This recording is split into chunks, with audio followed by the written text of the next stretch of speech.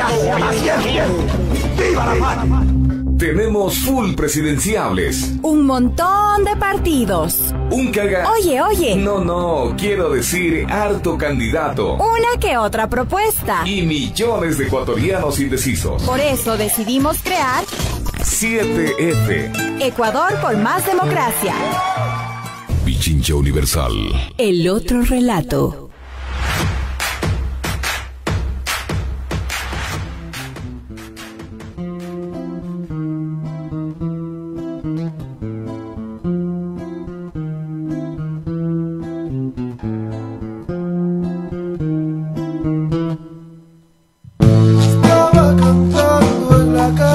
Colectando una plata para comer.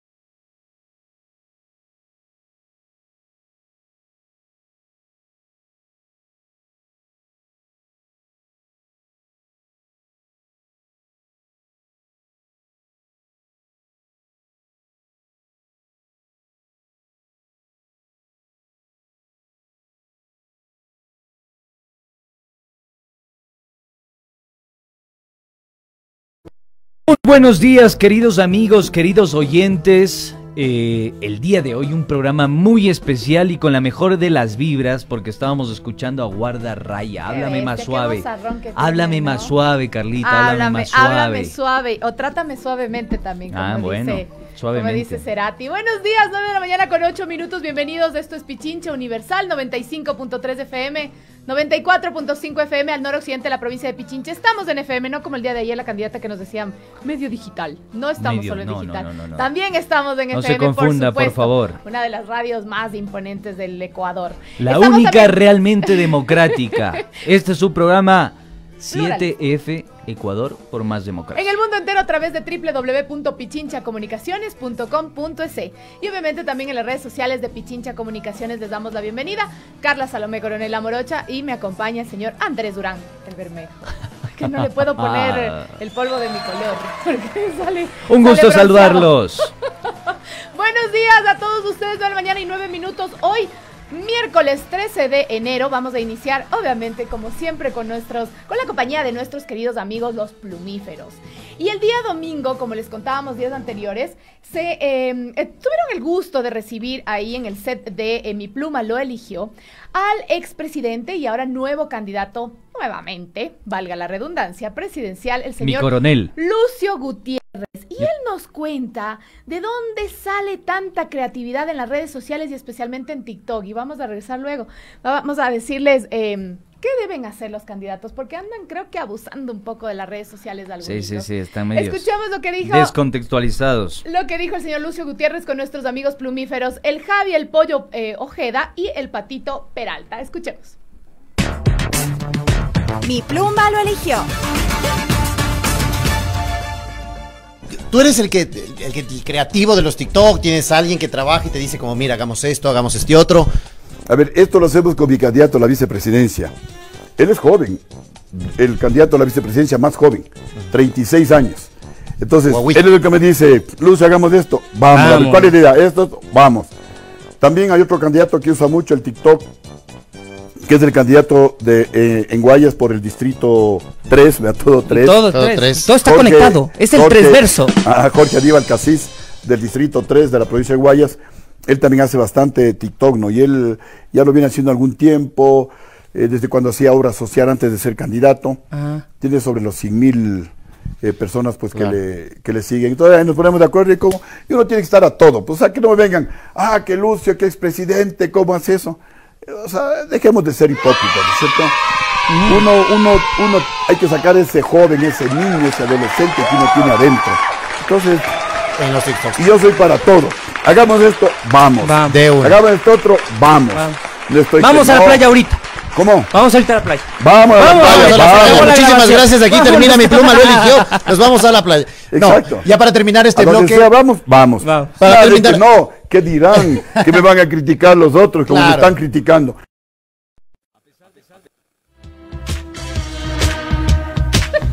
Ay, Diosito lindo. ¡Vamos a la playa! ¡Vamos! Vamos, unas bielas, vamos. Dejemos votando la presidencia. ¡Vamos en Vamos. helicóptero! Oiga, ¿qué? Es un personaje. Es No, todo no, un no, personaje. no. No señor hay Lucio palabras Gutiérrez. para explicar a este Lucio, Y ya, oye. claro, a veces, bueno, ya nos reímos y todo. Sin embargo, yo creo que aquí también cabe decirles a todos nuestros queridos candidatos a la presidencia, a la vicepresidencia, a la Asamblea Nacional, al Parlamento Andino, a todos con el cariño que nos caracteriza, decirles, a ver, nosotros sabemos, y también a sus directores de campaña y directores de comunicación, sabemos que ustedes quieren captar ese grupo de jóvenes, de ese grupo... Esos niveles de etarios.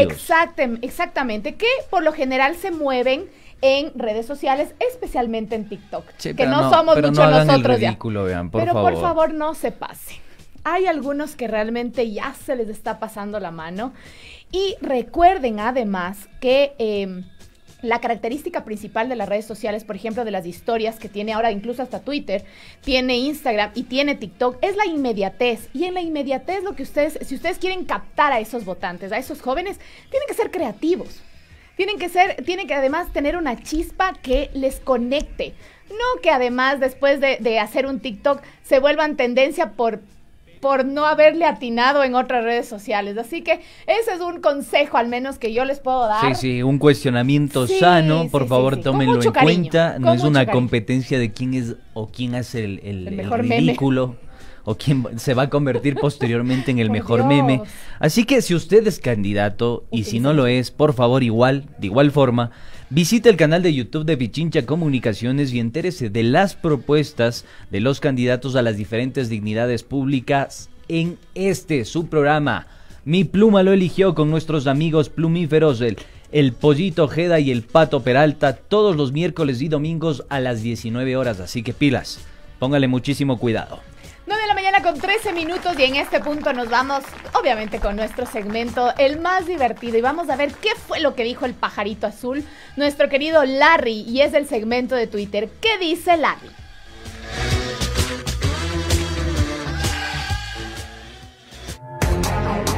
¿Qué dice Larry?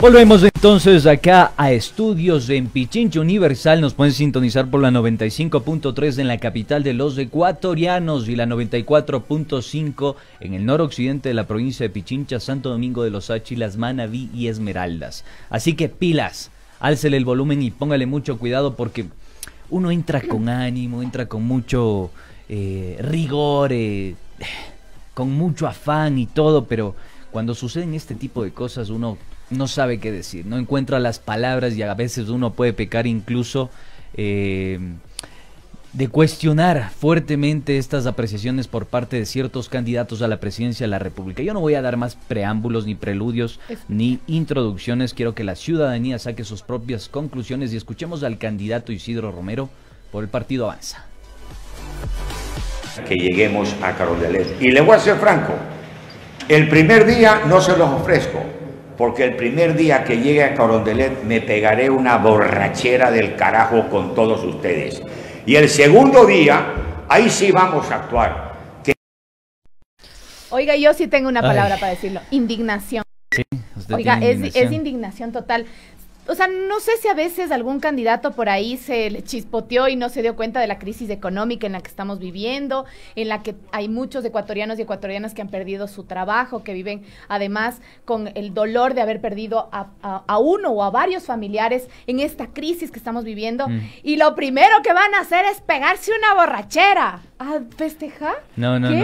o sea, por favor. O sea, yo creo que hay una indignante. falta de consideración con la situación Total. que está existiendo en el país, con la situación que viven la gran mayoría de ecuatorianos, las muertes que ha provocado esta sindemia, el ajuste económico que ha perjudicado también a toda la fuerza laboral del país. Yo creo que hay que reconsiderar, invito a la ciudadanía a que tomen en cuenta estas acciones. Por favor, hagan una valoración real de los planes de gobierno. Hagan incluso una valoración, un arquetipo de los candidatos, porque es necesario cuestionar aquello, es necesario que nosotros tomemos en cuenta que estas intervenciones lo único que hacen es desmerecer la política y desmerecer esta contienda electoral que está próxima en este 7 de febrero. Entonces yo sí considero que es importante que ustedes saquen sus conclusiones, informen al respecto y fíjense también en los planes de gobierno, porque esto no tiene nombre.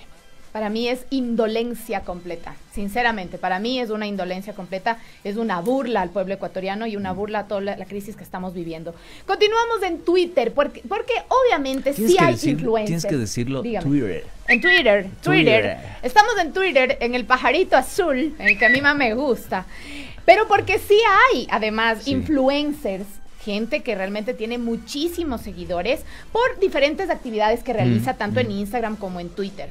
Y tenemos justamente el Twitter de una influencer, ella es Bárbara Najas, estamos tomando desde su Twitter, que ella hace una grave denuncia. Ella es una, yo le estaba siguiendo y es una influencer por cuestiones de consejos alimenticios, consejos de salud, y la gente le sigue muchísimo, hablo de miles de personas. Y ella hace una denuncia y dice, estamos viendo en pantalla la captura que ella tiene de su celular, me imagino, y dice: señor, no compre votos así. Esto es una payasada, les agradecería que me dejen de escribir para estupideces. Tengo personalidad como para dejarme comprar así. Y lo etiqueta al señor Yacu Pérez. El mensaje dice, para quienes nos están escuchando en FM: hola Bárbara querida, un gusto saludarte, te escribo de parte del equipo de Yacu Pérez. Te seguimos en redes y nos encantó tu perfil. Estamos construyendo una campaña sobre personas que nos inspiran. Tenemos la participación de algunos influencers que puedo comentarte por teléfono. La idea sería que puedas participar diciendo una frase de la campaña. No requerimos que llames al voto de Yacu, puesto que esta es una campaña ciudadana. Entonces, para que le contacten. Estará rodando a nivel nacional. Esta participación sería pagada y tiene un equipo de producción maravilloso. Porfa, me comentas si estás interesada y podemos hablar. Ay, ay, ay. Esto es algo que por lo general en marketing se hace cuando tú le pides a una persona que no recomiende directamente el producto, sino que lo haga así como mandándote un mensajito. Sí, sí. Sin embargo, estamos hablando de una campaña política, estamos hablando de miles de personas que están decidiendo su voto. Y bueno, creo que la respuesta de Bárbara Najas estuvo clarísima al decir que no le llamen para payasadas. Oye, a propósito que topamos del tema Yacu Pérez Huartambel, no se vaya a perder por nada del mundo el estreno este lunes. Este lunes 18 de enero, doctora Costa, confirme, 18 de enero. 18 de enero, vivos se estrena el documental, prácticamente es un documental, El Camaleón, en el que vamos a hacer unas revelaciones power. Cuando cambia de color. Para que usted... pasa al camaleón cuando cambia de color, señores.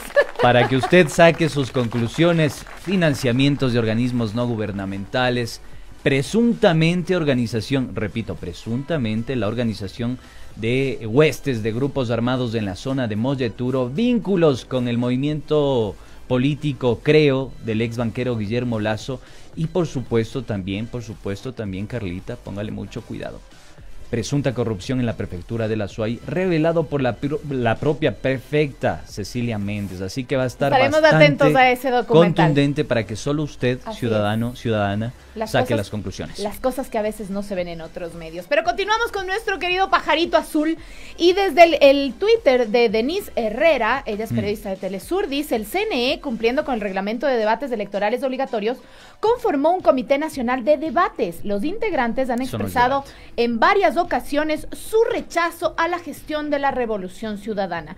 Esto quiere decir que podría estar en contra del concepto original, que ya hablamos aquí también días anteriores, sobre lo que es un debate, y es que se permita a todos los participantes la igualdad de condiciones. Sí.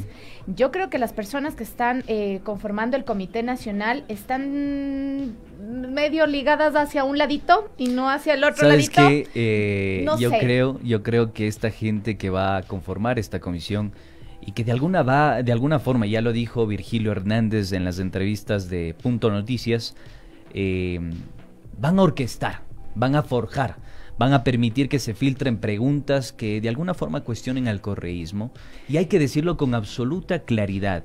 Esta gente, estos personajes, estos actores pertenecen al anticorreísmo. No hay que decirlo sin prurito, anticorreísmo. Esta gente es agorera del anticorreísmo. Y yo lo que digo simplemente es no dar la igualdad de oportunidades a todos los candidatos, y eso evidentemente le pondría en desventaja, entre comillas, al candidato de Alianza UNES. Y justamente en el mismo hilo de este Twitter, Denise Herrera habla sobre garantizar la independencia y pluralismo entre los candidatos y candidatas.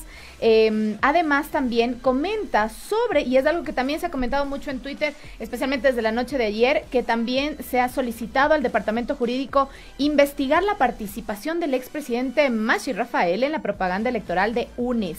Al parecer quieren darle de baja, y eso realmente no tiene realmente para mí ni pies ni cabeza. Ya lo trabajaron en Punto Noticias, lo abordaron, se vulneran algunos artículos de la propia Constitución, incluso a los que apela este informe que se pudo revisar previamente el día de ayer, algunos incluso artículos del Código Integral Penal, pero no existe tal, o sea, no existe una prohibición expresa que prohíba, ¿no? Valga la redundancia, al expresidente Rafael Correa aparecer un spot publicitario. No existe tal. Incluso el propio reglamento del CNE que se aprobó en esta gestión, en la gestión de Diana Tamaín, no habla de aquello, y habla incluso de que no se puede censurar los spots publicitarios en una contienda electoral de las diferentes candidaturas. Entonces esto es una nueva aberración jurídica, es un nuevo atropello a los derechos, y es un nuevo, sobre todo, atropello a la democracia en el Ecuador. Tenemos entonces un video de este tuit para que ustedes lo puedan ver y escuchar.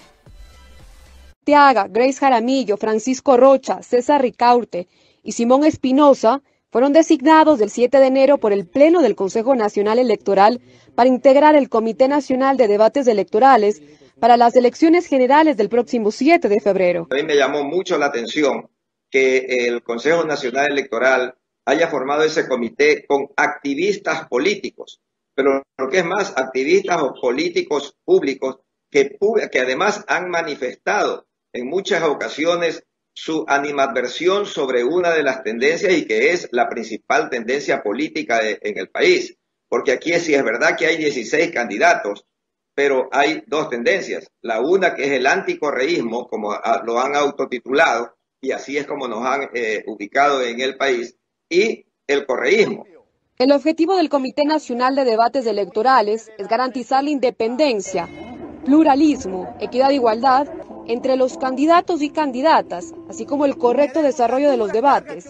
Esto lo establece el artículo 8 del Reglamento de Debates Electorales Obligatorios. Si usted pone a un comité que tiene animadversión sobre la principal fuerza política, ya está siendo sesgado y le está quitando toda credibilidad a ese debate. Mientras tanto, las autoridades del CNE continúan con el proceso electoral.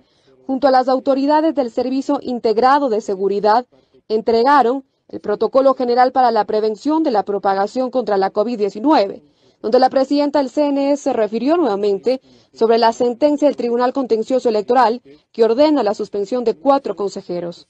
De suspenderse las elecciones del 7 de febrero, no tendríamos autoridades ni del Ejecutivo, del presidente y vicepresidente de la República, ni de la función legislativa para posicionarse en los plazos previstos que determina la Constitución.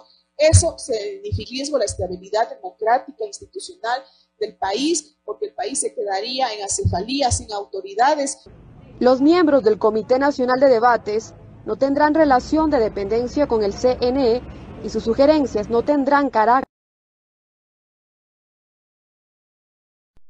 Este era el tuit de Denise Herrera, periodista de Telesur, que nos daba ahí un reporte sobre lo que estaba sucediendo en el CNE. Y queremos aclarar además que la publicidad de la candidatura de UNES ha sido ya suspendida, en donde aparece virtualmente el expresidente Rafael Correa. Exactamente. Aquí una pregunta para que de alguna forma las autoridades del Consejo Nacional Electoral, bueno, en realidad 2 interrogantes para que el CNE las pueda aclarar. Yo no soy jurista ni abogado ni mucho menos, pero supongo que en derecho existen jerarquías máximas, ¿no? Pregunto, ¿un oficio, un circular, una especie de informe técnico está por encima de un reglamento, está por encima de una normativa y está por encima de la Constitución? Por favor, hay que revisar aquello porque el trujillato es lo que nos heredó. Que informes, oficios, circulares estén por encima de la Constitución, estén por encima de la ley, de la normativa y que se permita la vulneración de los derechos humanos y sobre todo de los derechos de participación política. Ni siquiera la palabra proscripción permite explicar y describir lo que está sucediendo hoy por hoy en el Ecuador. Pero tenemos algo más que comentar en Twitter y ha sido las últimas declaraciones del candidato presidencial César Montúfar. Y él ha dicho textualmente, hay que usar todo el poder del Estado para destruir al correísmo. Todo el poder del Estado. Esto estamos hablando de realmente... No sé en qué está pensando el señor César Montúfar. Es lamentable que incluso los medios de comunicación se hagan eco, ¿no? se presten para hacer una especie de perifoneo de lo que ciertos políticos pretenden. Usar el poder del Estado sobre una identidad política es arbitrario, vulnera las leyes, pero sobre todo incluso vulnera la propia... ¿cómo decirlo? Libertad, la libertad de pensamiento también. La cancha política de la cual el Estado tiene que ser garantista y pueda dirimirla con su mediación e intermediación. No existe garantía tal, o sea, estamos frente a una cancha completamente inclinada, sin árbitro o con un árbitro completamente parcializado, sin defensas, sin arco, con una dirigencia completamente capturada. Así estamos jugando esta contienda electoral y hay un claro perjudicado en este escenario, que es el correísmo, que es la Alianza Unes por la Esperanza, que es Centro Democrático, que es Fuerza y Compromiso Social. Yo creo que la ciudadanía tiene que tomar conciencia de aquello. No solo es una proscripción, es lo que varios académicos han calificado como el autoritarismo de mercado, porque la finalidad es eso, ajustar económicamente el bolsillo de los ecuatorianos, porque esta identidad política prohíbe la posibilidad de garantizar el derecho de las grandes mayorías populares. Es así. Y lo decimos aquí en vivo, estamos esperando la respuesta del equipo de comunicación del señor César Montúfar para que pueda con nosotros conversar sobre algunas de sus propuestas. Efectivamente, bien que lo dice, Carlita. Ya que además, para mí esta declaración es simplemente movida por el odio. Entonces, él dice, vamos a votar vamos a borrar de un plumazo, vamos a destruir todo lo que era el correísmo. ¿Y cómo va a volver a construir? Va a destruir todas las carreteras, los hospitales, lo que se construyó y se hizo durante 10 años, y es solamente movido por el odio, ¿no? Yo creo que no se trata, porque ya saldrá algún loquito a decir, no se trata de eso, viejo, hermana, no se trata de eso. Se trata de analizar la situación con evidencia empírica. Antes tú cruzabas por una avenida que era empedrada o de tierra. Ahora tenemos vías de primer orden. ¿Eso en dónde se lo hizo? ¿En qué contexto? ¿En qué tiempo? Eso es lo que necesitamos preguntar y cuestionar. Y además que hay que tomar en cuenta algo súper importante, Carlita. El correísmo no es una ideología, es un clivaje, es una identidad. Es como el peronismo para Argentina, como el cardenismo para México, como el varguismo para Brasil. Eso es el correísmo. Y por más que el CNE, Secuaces, Moreno, Lazo, todos los candidatos juntos pretendan proscribir a esta identidad política, la identidad va a estar ahí, porque es como un equipo de fútbol, ¿sí? O sea, tú eres hincha de tu equipo de fútbol, eres hincha de la Liga, de Barcelona, del Aucas, de Emelec, etcétera, vas a seguirlo siendo hasta la muerte. Toda la vida. Es así de sencillo y fácil. Por eso, vayan y busquen clivaje político, clivaje social, clivaje cultural y empápense para discutir y debatir. Estimado Andresito, y justamente para eso está nuestro espacio, para conocer las propuestas de todos los candidatos, de todas las contiendas políticas, de todos los partidos. Por eso esperamos que el equipo de comunicación del señor César Montúfar nos ayude agendando un puestito ahí en su ocupados días que tiene el señor César Montúfar, y podamos debatir también este tema, porque creo que hablar desde el odio no le hace bien a nadie. Realmente es un mal que realmente nos va a seguir hundiendo. El rescatar las cosas buenas y mejorar y cambiar cosas que se pudieron haber hecho mejor o que no se hicieron bien, debería ser, yo creo que Nah. yo creo que es la banderita que deberían tener todos los partidos políticos. Una Ok, tales cosas se animadversión. hicieron bien, podemos mejorarlas, Tal cual. podemos hacer mejor, podemos continuar. Esa es la idea. No, vamos a borrar porque me cae mal, Porque le como odio. Porque como Porque no fui parte del me gobierno, quitó mi entonces cuota. Exacto, como yo no fui parte, entonces ahí le quiero dar duro porque no me dio ahí una cucharita en el pastel, como saben decir. Entonces eso no está bien, eso no está bien y ahí llamamos realmente a una reflexión a todos los ciudadanos y ciudadanas para que veamos este tipo de comentarios que hacen algunos candidatos. Obviamente invitado el señor César Montúfar para conversar aquí con nosotros también y que nos aclare estas declaraciones. Oye, ya para irnos brevemente a la entrevista, tengo una pregunta directa para Diana Tamaín, los consejeros del CNE y las autoridades del órgano electoral. Durante los años 2018 y 2019, la NED, National Endowment for Democracy, considerada por el New York Times, el diario más prestigioso a nivel mundial, en 1997 lo consideró a esta organización como el brazo financiero de la CIA, de la Central de Inteligencia Americana. Bueno, la NED invirtió en el Ecuador entre 2018 y 2019 nada más y nada menos que $2.606.600 destinado a 12 organismos no gubernamentales que operan hoy por hoy en Ecuador. Uno de ellos es el Instituto Nacional Demócrata para Asuntos Internacionales, que firmó un convenio, adivine con quién, Carlita. ¿Le digo? No sé si... No, diga usted. Ya. Adivine con quién. O lo veremos del 18. Muy bien, Carlitos. Adivina. No, yo lo voy a votar porque es urgente y necesario. ¿Desde ahorita? Desde ahorita. Firmó un convenio con nada más y nada menos que el Consejo Nacional Electoral el 25 de febrero de 2019. Por favor. Vamos a ver qué sucede entonces. También atentísimos a un documental espectacular que ya lo decía el Andresito, que será estrenado este 18 de enero. Muchas cosas que tomar en cuenta. Nos vamos a ir a un pequeño corte y enseguida regresamos ya con nuestra invitada del día de hoy en 7F Ecuador por Más Democracia.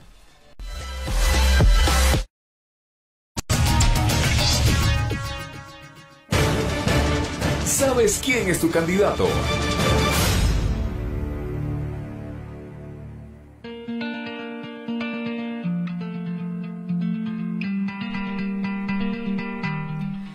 Mañana y 36 minutos, estamos con nuestra invitada del día de hoy. Ella es Catherine Chalá, candidata a la Asamblea Nacional por el Frente UNES Centro Democrático. Cuenta con estudios en Ciencias Políticas, Derecho y Pedagogía Conceptual.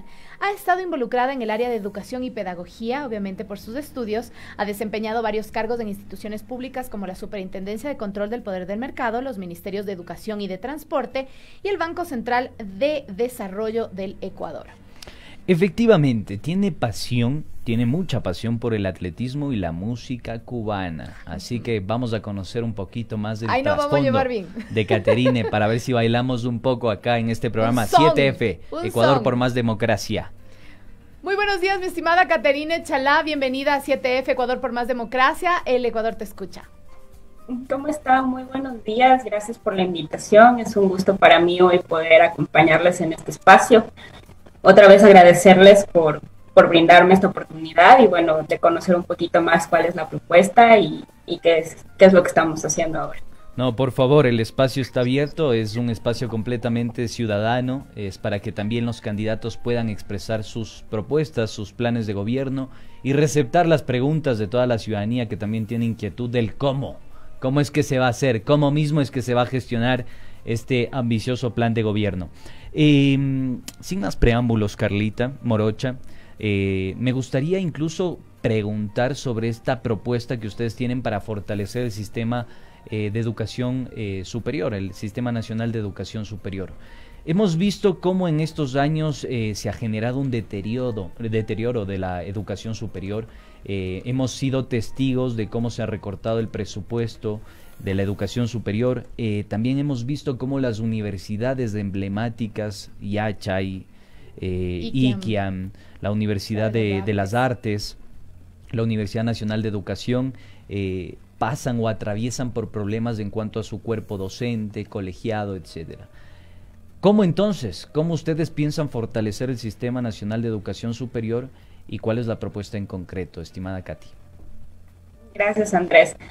Mira, creo que al respecto, en realidad, en el Ecuador, en el mundo, no solo en Ecuador, sino en el mundo, el impulso de la educación es uno de los elementos constitutivos de una política social, sobre todo porque promueven el desarrollo del país, sin dejar de lado también elementos constitutivos que son muy importantes como la salud, la protección del trabajo, la vivienda, políticas nutricionales y alimentarias que son también el complemento de o que generan a la final un complemento que tiene que ver con todo el tema de educación, no solo a nivel superior, sino en todas sus fases. Respecto a esto, como tú bien lo mencionas, Andrés, en estos últimos 4 años hemos visto el deterioro de la educación, no solo de la educación superior, sino, como te lo dije anteriormente, de todos los niveles educativos. Y frente a eso, la respuesta primero debería ser garantizar el presupuesto que se le va a asignar a la educación superior y a la educación en todos sus niveles. Yo creo que hay también un distanciamiento que se debe reflexionar y que lo debemos ir reflexionando en aras a las elecciones que se nos vienen en febrero, y es cómo está en este momento distanciada la educación media, el bachillerato de la educación superior, que son dos cosas que tienen mucha relación y que tienen que ver finalmente con la permanencia de los estudiantes y con el acceso de los estudiantes a la educación superior. Desde allí creo que si nosotros como gobierno, nosotros como Estado, fortalecemos y garantizamos el presupuesto para la educación, en realidad tendremos otro país. Es primordial que se aseguren los presupuestos, es primordial que los presupuestos de la educación no se toquen como se ha hecho en estos últimos 4 años de gobierno, que en realidad han desmantelado todo lo que tenía que ver con educación superior y han dejado a millones de estudiantes, a muchos estudiantes fuera del sistema educativo, y eso en realidad genera un problema futuro porque nosotros como ciudadanos sabemos que la educación es uno de los principales ejes que promueven además la participación después en aspectos políticos, en aspectos sociales y económicos, y es evidente que ahora nosotros como ciudadanos debemos tener una conexión más fuerte con los ámbitos políticos, por ejemplo, que no se desapega tampoco del sistema de educación.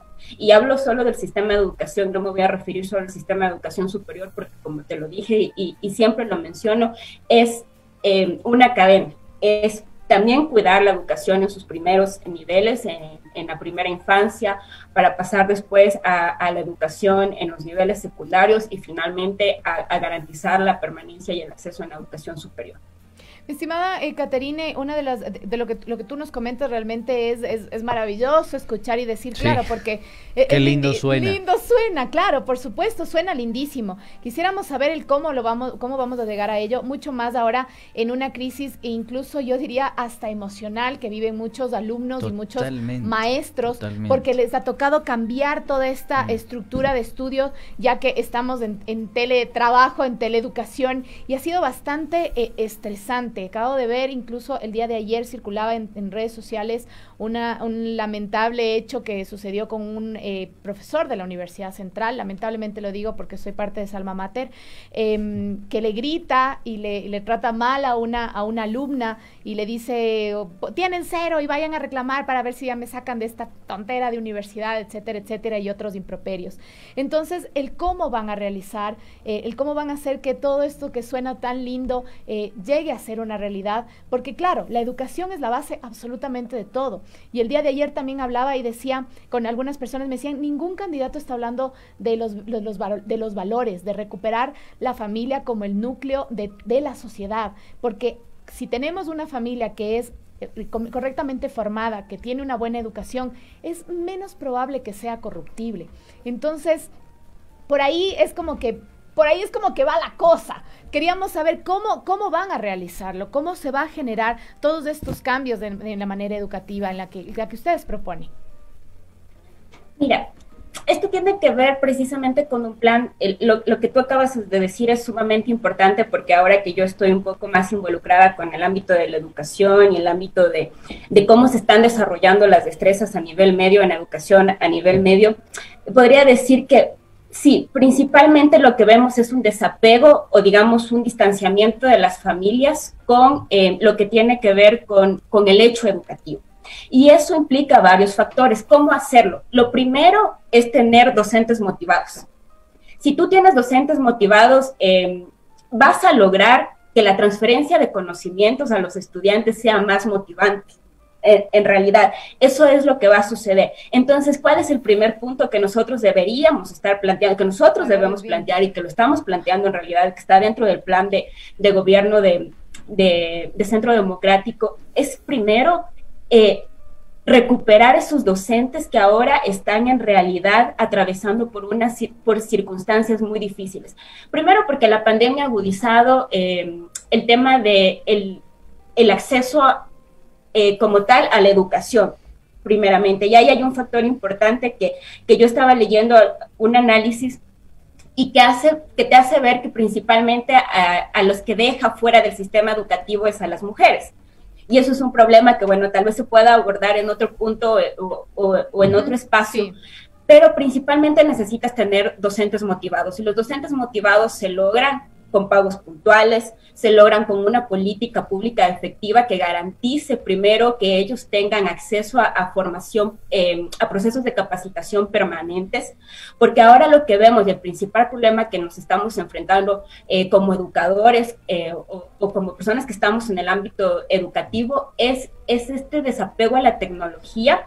Hay muchos problemas que tienen que ver con esto, con los docentes no están, muchos de los docentes, no todos, pero muchos de los docentes tienen poco conocimiento del manejo de TICs, manejo de herramientas tecnológicas para poder motivar a sus estudiantes también a que las clases sean más dinámicas, porque recordemos que hay un montón de factores que ahora deben considerarse en el ámbito de la pandemia y que han cambiado la forma en que tú debes llegar al estudiante. Entonces, primero los docentes motivados. Si nosotros en realidad generamos una política pública en donde el docente, donde la docencia sea una de las carreras o de los ámbitos que en realidad generen esta motivación y que generen que los estudiantes que están ingresando al sistema de educación superior no se decepcionen por seguir una carrera de docencia, sino que más bien sea motivante, estaríamos ganando la primera batalla.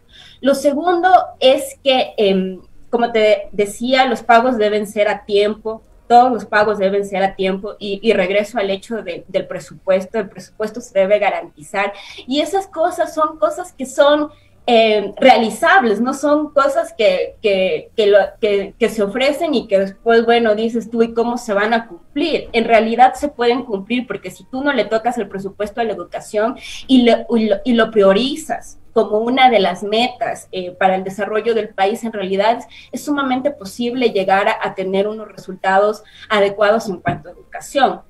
Lo otro tiene que ver mucho con garantizar que los estudiantes puedan acceder a sus clases. ¿Y cómo haces esto? Bueno, la educación no debería ser un privilegio de los que tienen solo los recursos para acceder a ella. ¿Qué es lo que sucede? Entonces, ¿qué es lo que sucede en este momento? ¿Cuántos guaguas les hemos visto subidos en el árbol para ver si cogen la señal? O muchos de ellos no han podido estudiar porque no tienen acceso a internet, porque no tienen un aparato para poderlo hacer. El cierre de los infocentros, digo, que era una política clave y que de alguna forma nos iba a permitir mitigar todos los efectos de esta sindemia en este contexto. ¿Cómo leen ustedes esto, Katy? Mira, frente a eso se debe garantizar, por ejemplo, que el internet no sea un servicio que se preste de forma privada. El acceso a internet debería garantizarlo el Estado, debería ser uno de los servicios básicos. Debería ser ahora uno de los servicios básicos, porque si tú no tienes internet, simplemente no puedes acceder a tus clases por Teams, por Zoom o por la plataforma que las instituciones estén utilizando. Y mira, hay otro factor súper importante que tal vez eso en el ámbito psicológico pueda ser explicado un poco mejor, pero tienes las casas que se volvieron oficinas, que se volvieron... estás ahí con 3 o 2, exacto, 2 hijos que están recibiendo clases. En realidad hay un tema de estrés en las familias y eso no permite el desarrollo cognitivo adecuado de los estudiantes, porque en realidad se están o sea, las familias en este momento están luchando, muchas familias están luchando por sobrevivir, por vivir, por tener lo fundamental para hacerlo. Entonces, frente a esto, el Estado, en estos últimos 4 años, el gobierno no ha dado una respuesta efectiva. Y la visión, Andrés, debería ser esa. Primero, garantizar el Internet como un servicio básico, que te lo garantice el gobierno, que te lo garantice el Estado, para que no tengas más deserción estudiantil, para que puedas garantizar la permanencia en el sistema educativo. Esa es una de las propuestas medias que están fundamentales en el plan de gobierno de toda la campaña política de Andrés y de Carlos Rabascal. Sin embargo, sí quisiéramos saber el cómo. ¿Cómo se va a garantizar, por ejemplo, que llegue el Internet a los sectores rurales? ¿Cómo se va a garantizar que el Internet esté donde las familias que más necesitan? Donde realmente no se puede pagar $5 por una recarga, $10 por una recarga para que los guaguas estudien. ¿Cómo se va a garantizar que esto sea una realidad? Claro, en el marco de tu competencia, porque en caso previsto de que tú llegues al legislativo, seguramente vas a tener que hacer algunas reformas jurídicas para de alguna forma expandir la cobertura en el ámbito de la educación y en el ámbito también de la conectividad. ¿Qué decir al respecto?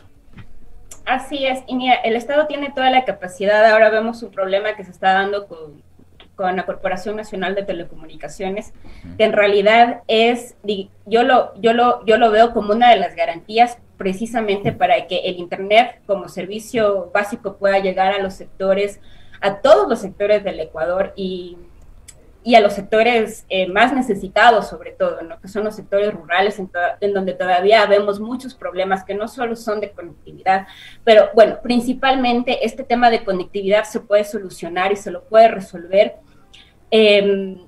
acudiendo precisamente a esta empresa que no debería ser privatizada. Y esto también como enmarco a no solo las propuestas de campaña, sino como para garantizar y como para exigir como ciudadanos, independientemente de si estás o no estás en la asamblea o si tienes o no tienes un cargo público, deberíamos nosotros como ciudadanos empoderarnos de esto y exigir que CNT no sea privatizado, que CNT vuelva a ser una de las empresas en realidad que sirva a la política pública y que sea ese vínculo entre lo que el gobierno debe hacer y lo que la sociedad está exigiendo y lo que la sociedad necesita. Que vuelva a funcionar bien CNT entonces.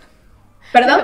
Que vuelva a funcionar bien CNT, le auguramos entonces a CNT que no exista concesiones por Dios, debajo de la mesa. Que tenga buena cobertura, que tenga buen servicio al cliente, como era hace unos años, ¿no?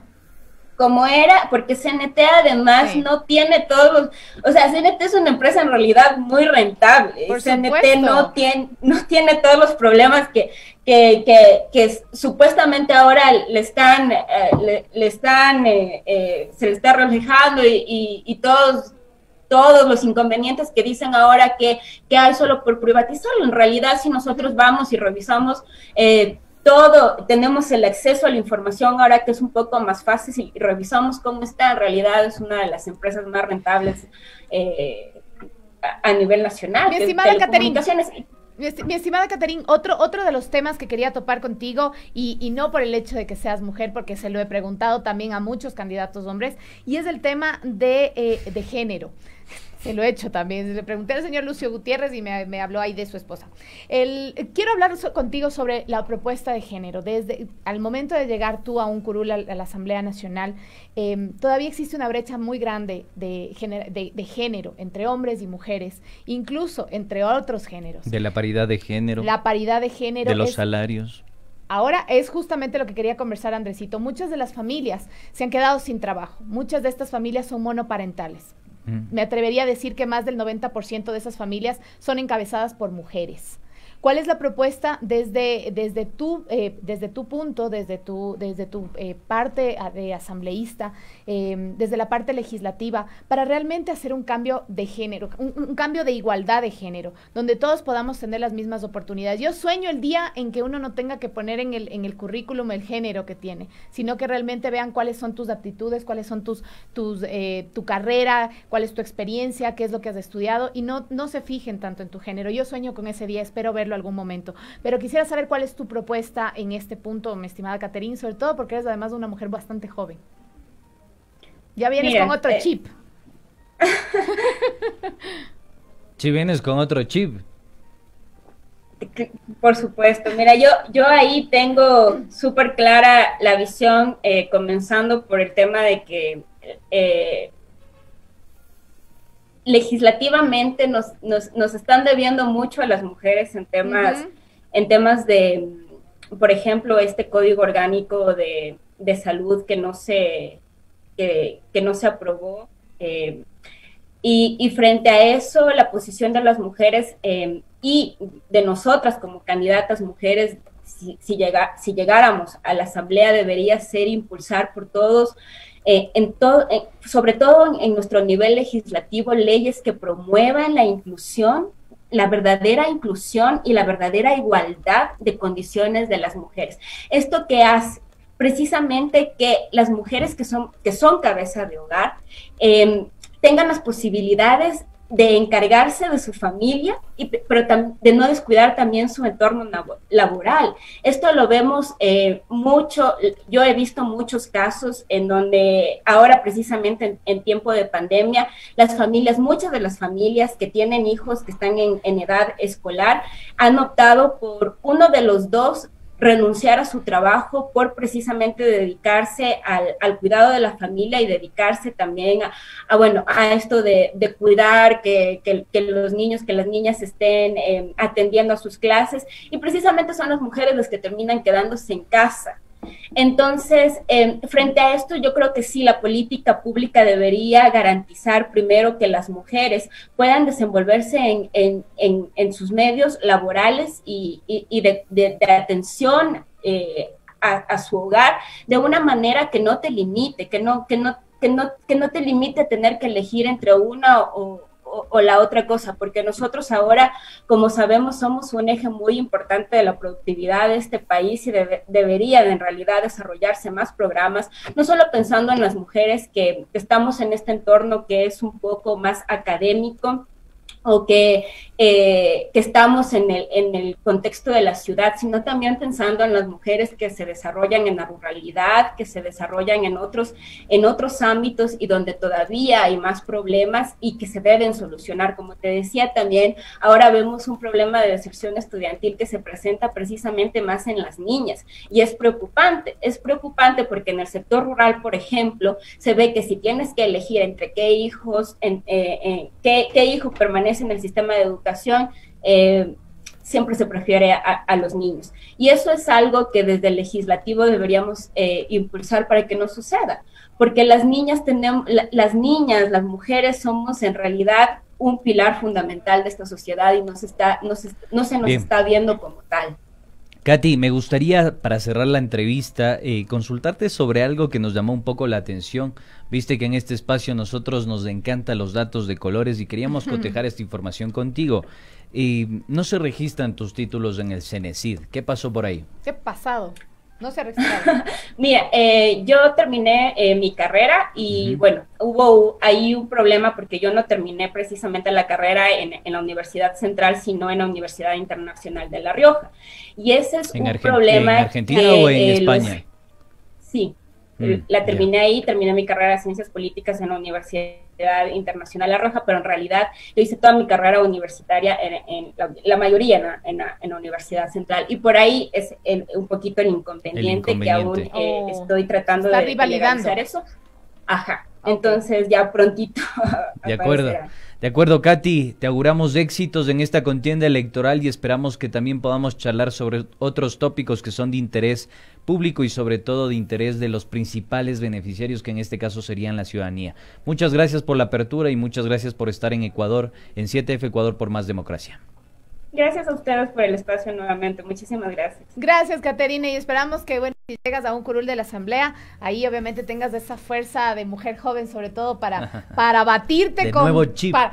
Y ese nuevo chip esté ahí súper fuerte para batirte con todos que sea el 5G, por favor.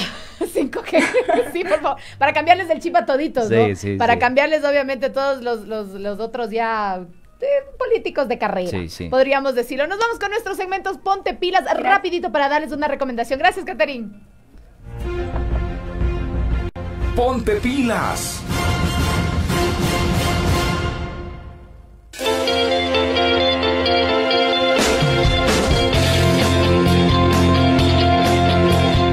Ponte pilas, Ecuador, ponte pilas, por favor. El horario de las votaciones no ha sido modificado según este consejero Cabrera. Así que ponte pilas, Ecuador, ante la información divulgada acerca de la determinación de un horario de votación basado en los números de cédula para las elecciones 2021, se aclara que no se han establecido horarios obligatorios para sufragar. El Protocolo General para Prevención de la Propagación de la COVID-19 exhorta, quiere decir que está pidiendo, sugiriendo a la ciudadanía para que acuda a sufragar de acuerdo al último dígito de su cédula, de 7 de la mañana a 12 del mediodía, para las cédulas que terminan en número par, 0, 2, 4, 6, 8.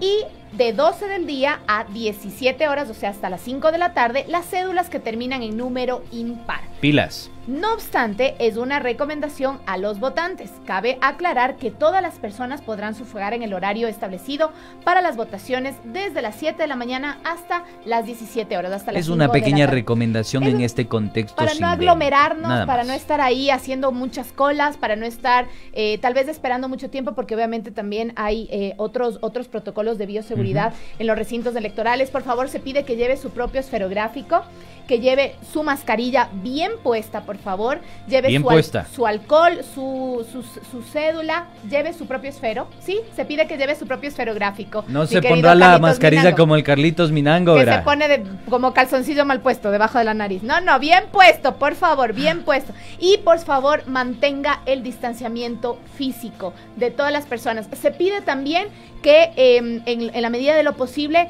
vaya una sola persona a sufragar.